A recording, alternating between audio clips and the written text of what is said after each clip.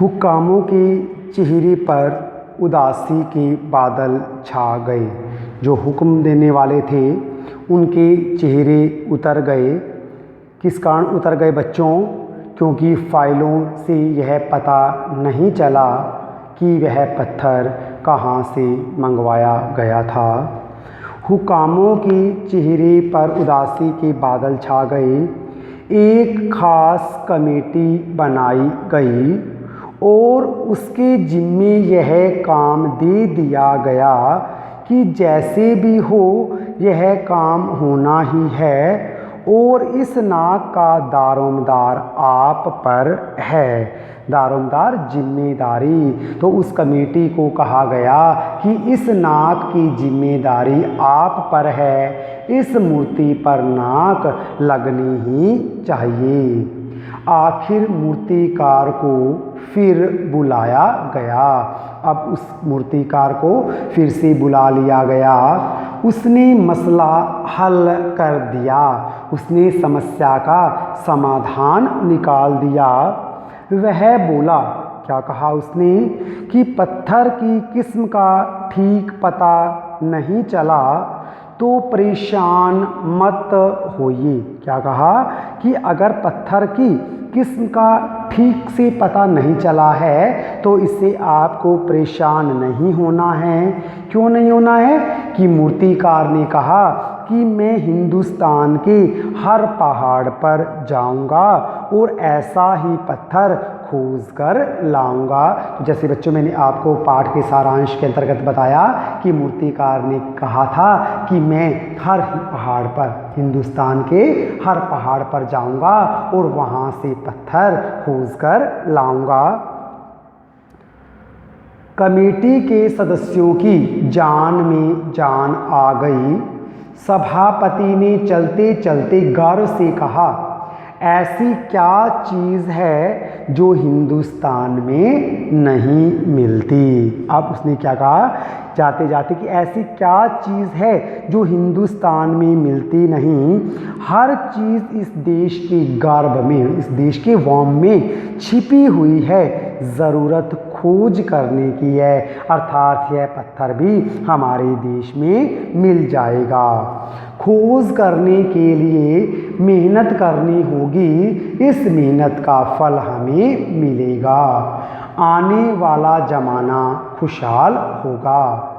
यह छोटा सा भाषण फौरन अखबारों में छप गया।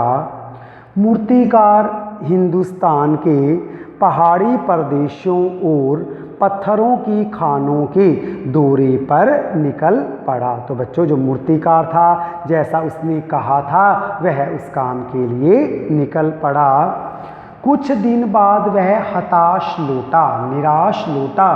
उसके चेहरे पर लानत बरस रही थी, अर्थात वह शर्मिंदा हो रहा था। वह कहकर गया था कि इस हिंदुस्तान में हर चीज़ मिल सकती है, केवल मेहनत करनी पड़ेगी। तो फिर भी वह उस मूर्ति के पत्थर को ढूंढ कर नहीं ला पाया था।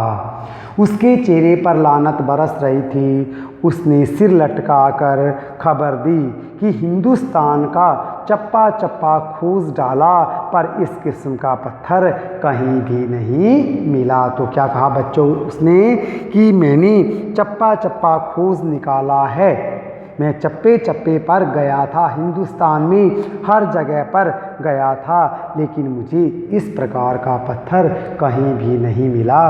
यह पत्थर विदेशी है। सभापति ने तैश में आकर कहा, तैश गुस्से में, एकदम सभापति एग्रेसिव हो गए और उन्होंने गुस्से में आकर क्या कहा, आवेश में आकर, लानत है आपकी अक्ल पर। विदेशियों की सारी चीज़ें हम अपना चुके हैं, दिल, दिमाग, तौर तरीके, रहन सहन। जब हिंदुस्तान में बाल डांस तक मिल सकता है तो पत्थर क्यों नहीं मिल सकता? क्या कहा कि लानत है तुम्हारी अक्ल पर, विदेशों की सभी चीज़ें हमने अपना ली हैं, वहाँ का खान पान अपना लिया है, वहाँ के रहन सहन को अपना लिया है, यहाँ तक हिंदुस्तान में बाल डांस मिल सकता है, बच्चों का डांस मिल सकता है, तो पत्थर यहाँ पर क्यों नहीं मिल रहा है? तुमने अवश्य इसे ढूंढा नहीं होगा, इसी कारण यह पत्थर तुम्हें नहीं मिला होगा। मूर्तिकार चुप खड़ा था। सहसा उसकी आंखों में चमक आ गई। सहसा अचानक, चमक आना प्रसन्न होना, अर्थात अब उसको इस समस्या का कोई नया दूसरा सुझाव सूझ गया था। उसने कहा, एक बात मैं कहना चाहूँगा, लेकिन इस शर्त पर कि यह बात अखबार वालों तक ना पहुँचे। सभापति की आंखों में भी चमक आ गई। चपरासी को हुक्म हुआ, उन्होंने चपरासी को आदेश दे दिया और कमरे के सब दरवाजे बंद कर दिए गए। तब मूर्तिकार ने कहा, देश में अपने नेताओं की मूर्तियां भी हैं। अब कौन सा रास्ता सुझाया कि हमारे देश में देशभक्तों की मूर्तियां भी हैं, नेताओं की मूर्तियां भी हैं। अगर इजाज़त हो और आप लोग ठीक समझें तो मेरा मतलब है, तो जिसकी नाक इस लाट पर ठीक बैठे उसे उतार लाया जाए, कि जिस नेता की नाक इस मूर्ति पर ठीक बैठेगी उसी की उतार कर यहाँ पर लगा देंगे। सबने सबकी तरफ देखा। सबकी आँखों में एक क्षण की बदहवासी के बाद खुशी तैरने लगी। अब सब खुश हो गए कि यह कार्य हम कर देंगे। सभापति ने धीमे से कहा, लेकिन बड़ी होशियारी से, यानी यह काम कर देना, लेकिन इस कार्य को बड़ी होशियारी से करना है। किसी को पता नहीं चलना चाहिए कि नेता की नाक जो है वो जॉर्ज पंचम की मूर्ति पर लगाई गई है। और मूर्तिकार फिर देश दौरे पर निकल पड़ा, फिर देश भ्रमण के लिए निकल पड़ा। जॉर्ज पंचम की खोई हुई नाक का नाप उसके पास था। जो जॉर्ज पंचम पर जो नाक लगनी थी उसका मेजरमेंट उसने कर लिया था, उसका नाप उसने ले रखा था। दिल्ली से वह बम्बई पहुंचा। दादा भाई नौरोजी, गोखले, तिलक, शिवाजी, काशी जहांगीर, सबकी नाकें उसने टटोली, नापी। अर्थात पहले क्या हुआ, सबसे पहले क्या किया उसने, वह मुंबई गया। वहाँ पर दादा भाई नौरोजी की मूर्ति थी, गोखले की मूर्ति थी, तिलक की मूर्ति, शिवाजी की मूर्ति और जहांगीर, सबकी नाकों का नाप लिया। फिर क्या हुआ, वह गुजरात भागा। गुजरात क्यों भागा? क्योंकि जो जॉर्ज पंचम की नाक थी और जो इन नेताओं की नाक थी वह आपस में मैच नहीं कर रही थी, उनका मिलान नहीं हो रहा था, तो वह गुजरात की ओर भागा। अब गुजरात में कौन कौन से नेताओं की नाकों का नाप लिया?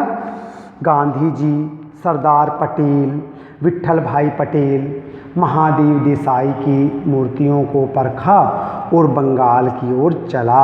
अब जो इनकी नाक थी वो भी जॉर्ज पंचम की नाक पर फिट नहीं बैठनी थी। अब जो मूर्तिकार है वह बंगाल की ओर चला गया।